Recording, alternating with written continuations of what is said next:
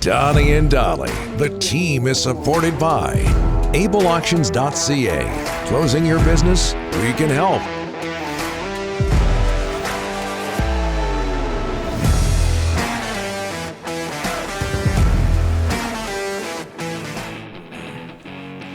It is Monday. All of our guests today, including Elliotte Friedman from Hockey Night in Canada, standing by, sponsored by Passan Motors. Gas prices driving you crazy? No kidding. At Passan Motors, with your next purchase, get up to a $1,000 gas card. Learn more at PassanMotors.com.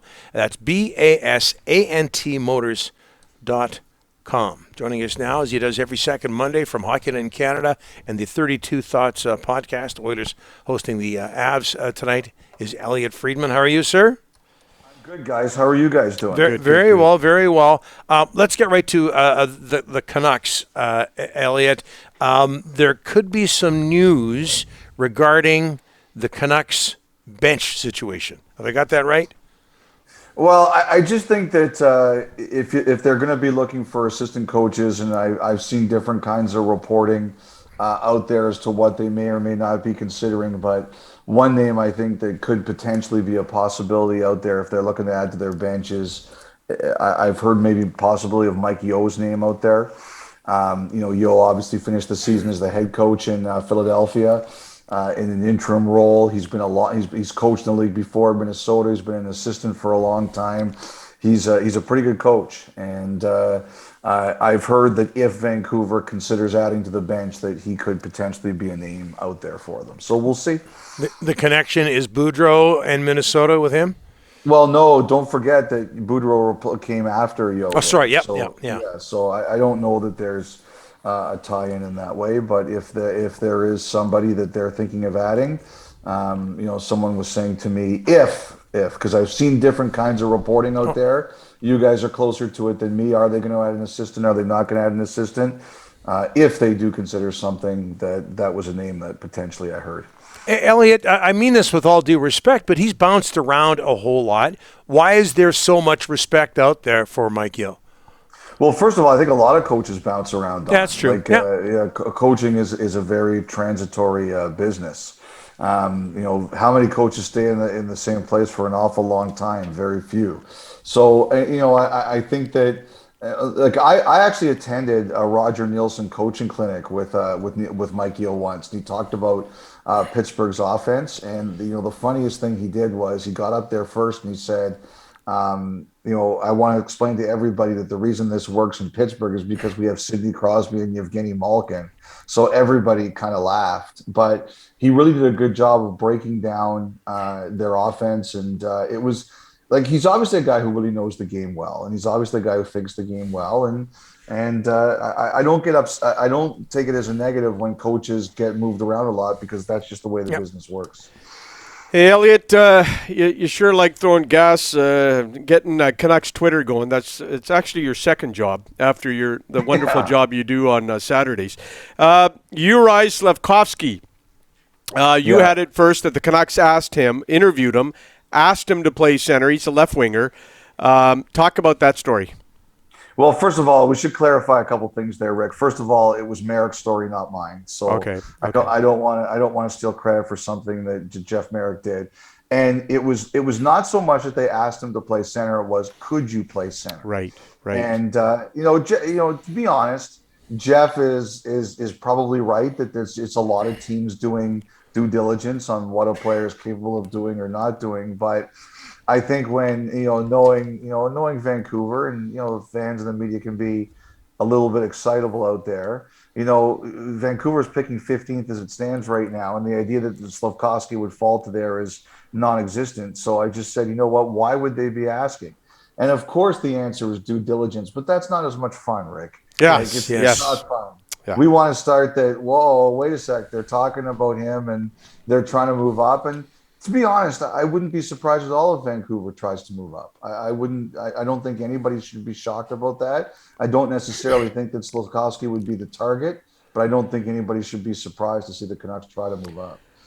Elliotte, one more on the Canucks, and you cannot go a day without seeing a JT Miller trade scenario, a poll question in Vancouver. it is amazing to me that they haven't even really got to the nuts and bolts of a contract. They will talk and they will try and get a deal done. But can you make any sense of everybody's got Miller out the door, but they still haven't even talked contract yet? I don't know. On some level, I find it hard to believe, Rick, that they haven't talked about it. It just depends on, how seriously you want to go. On a scale of 1 to 10, have they talked about it to a 3? Have they talked about it to an 8? Have they talked about it to a 10?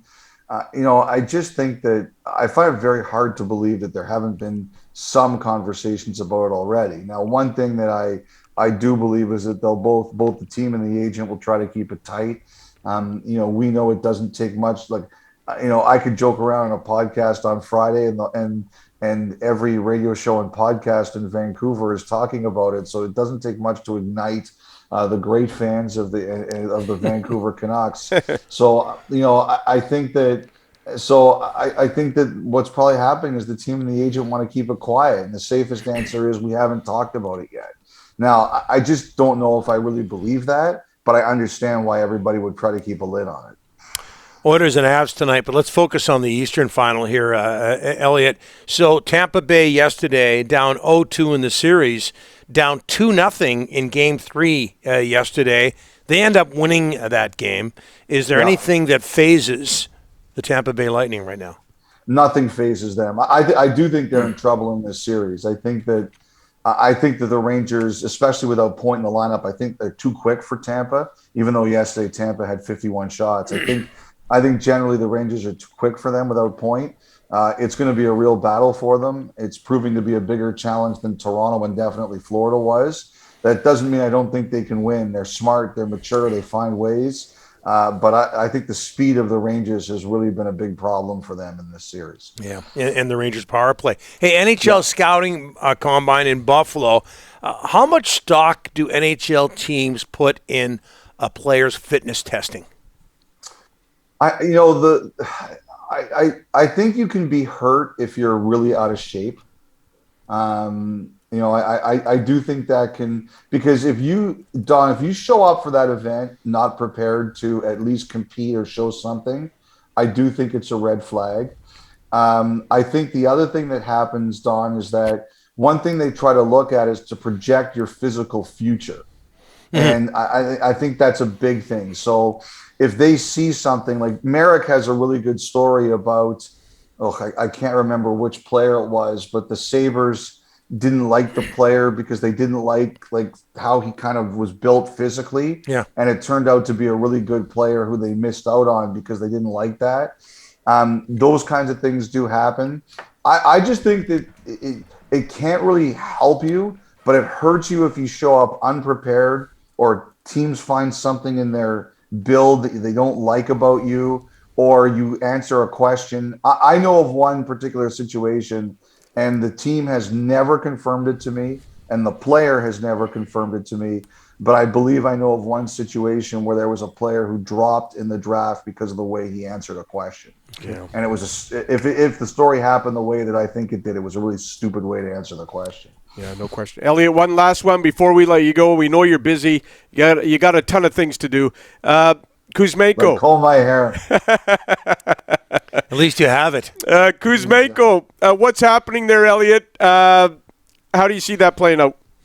Well, first of all, I saw you tweeting about it, so I don't know why you're asking me the question. What are you talking about? You're the top guy in the country, for crying out loud. No, I think you're right, Rick. I think there'll be a second round of interviews. I think we're getting close, maybe a week or so away, but I do believe Vancouver is very much in it. The fact that Patrick Allvin and Rutherford were in this when they were in Pittsburgh, I think that the player has remembered that, and I think it gives Vancouver a legit shot.